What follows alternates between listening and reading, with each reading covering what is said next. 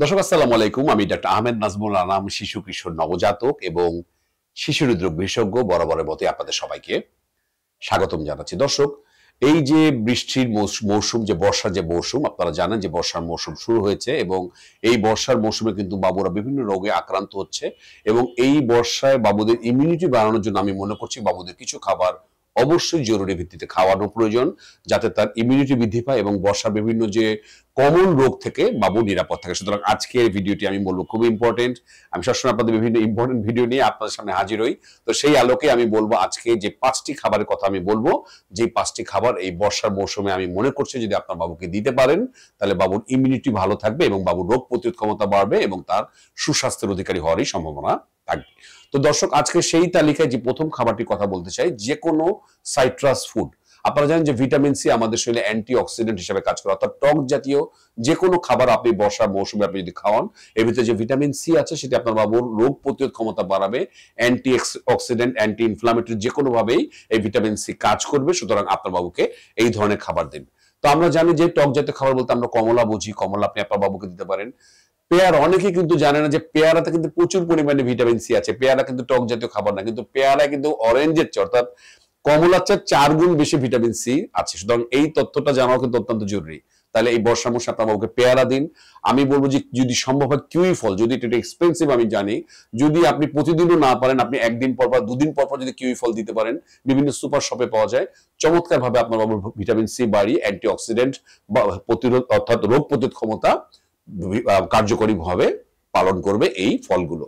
সেই সাথে আপনার বাবুকে আপনি লেবু খাওয়ান। লেবু আপনি জানেন ভিটামিন সির একটি চমৎকার সোর্স। সুতরাং আপনার বাবুকে আপনি ভিটামিন সি দিন। আমি মনে করছি এই বর্ষায় সে তার সুস্বাস্থ্যের নিশ্চিত করতে সেটি কার্যকরী ভূমিকা পালন করবে।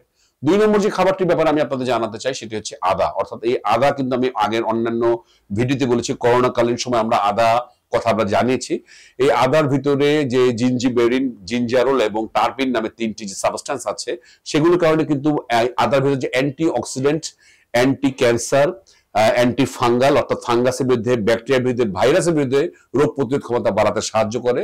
সুতরাং বয়স ভেদে আপনি যখন মনে করেন আপনার বাবুকে আদা দেওয়া সম্ভব, আমি মনে করি 6 মাসের পরেই আপনার বাবুকে আপনি দিতে পারেন। অবশ্যই খেয়াল রাখতে হবে চোকিং গলায় বেঁধে যায় কিনা সেই ব্যাপারে আপনি খেয়াল রাখবেন। আদা আপনার বাবুর এই বর্ষা একটি চমৎকার খাবারের ইনগ্রেডিয়েন্টস হিসেবে কাজ করতে পারে। 3 নম্বর যে খাবারের কথা বলছি, আমি হলদির কথা বলেছি। এটা করোনার সময় আমরা আপনাদের বিভিন্ন সময় মনে করে দিয়েছিলাম যে হলদির ভিতরে বিভিন্ন ধরনের অ্যান্টি অক্সিডেন্ট যে প্রপার্টি আছে, সেটা কিন্তু এই বর্ষায় আপনার বাবুকে নিরাপদ রাখবে। সুতরাং এই আদা এবং হলুদ বা হলদি আপনি আপনার বাবুর খাবারে দিন এবং বাবুর সুস্বাস্থ্য নিশ্চিত করুন। দইয়ের ব্যাপারে আমি সবসময় আপনাদের জানিয়েছি, দই কিন্তু বাবুদের জন্য অত্যন্ত প্রয়োজনীয় একটি খাবার।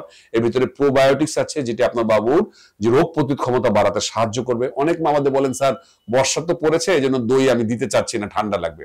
একদমই ভুল ধারণা। দই বা কলা এগুলোতে কোথাও কোনো সমস্যার কোনো কারণ নাই। যদি কোনো খাবারে কোনো প্রবলেম হয় সেটি হবে প্রথম 3 দিনের ভিতরেই। এখন কোন খাবারে কার প্রবলেম হবে এটা বলা খুব মুশকিল, এটা আপনাকেই দিয়ে দেখতে হবে। আমি সবসময় আপনাকে জানিয়েছি যে রুল অফ 3, 3-এর সূত্র। আপনি যে কোনো নতুন খাবার আপনি যদি আপনার বাবুকে দেন, আপনি পরপর 3 দিন দিয়ে দেখবেন, সাধারণত সকালের দিকে দেবেন, যাতে আপনি যদি কোনো সমস্যা হয় আপনি বিকালের ভিতরে কোনো ডাক্তারকে আপনি দেখিয়ে ফেলতে পারেন। রাতের দিকে কোনো খাবার আপনি দেবেন না, নতুন কোনো খাবার।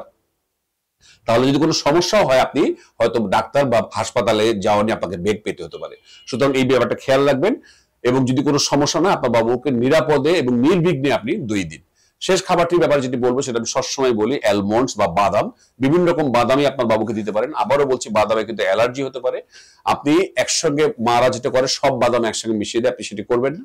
আপনি প্রথমে অ্যালমন্ড দিলেন, চীনা বাদাম দিলেন, ওয়ালনাট দিলেন, বিভিন্ন রকম আপনি ঘুরিয়ে ঘুরিয়ে আপনি পরপর 3 দিন আপনি দেখবেন কোনো বাদামে কোনো সমস্যা হচ্ছে। যদি না হয় তখন আপনি বাদামগুলো একসঙ্গে মিশিয়ে দেবেন। এর ভিতরে যে এসেনশিয়াল ফ্যাট আছে, অত্যন্ত প্রয়োজনীয় ফ্যাট আছে, আপনি জানেন ওমেগা 3 ফ্যাটি অ্যাসিড, এবং একটি প্রোটিনের চমৎকার একটি সোর্স এই বাদামগুলো। সুতরাং আপনার বাবুকে এই বর্ষার সময় দিন। দর্শক, আমি যে 5টি খাবারের কথা বললাম আবার যদি সামারাইজ করি, যে টক জাতীয় যে কোনো খাবার, আদা, দই, হলদি এবং বাদাম, বিভিন্ন বাদাম, যে 5টি খাবার এই বর্ষার মৌসুমে আপনার বাবুকে দিন। সবসময় দিতে পারেন, তবে এই সময় আপনারা জোরদার করুন। আমি আশা করছি আপনার বাবুর রোগ প্রতিরোধ ক্ষমতা বৃদ্ধি পাবে এবং কমন যে সমস্ত রোগ এই বর্ষার সময় হচ্ছে সেখান থেকে আপনার বাবু নিরাপদ থাকবে। আজ এ পর্যন্তই। পরবর্তী নতুন কোনো টপিক নিয়ে আবারও হাজির হবো। সেই পর্যন্ত বরাবরের মতোই আল্লাহ হাফেজ।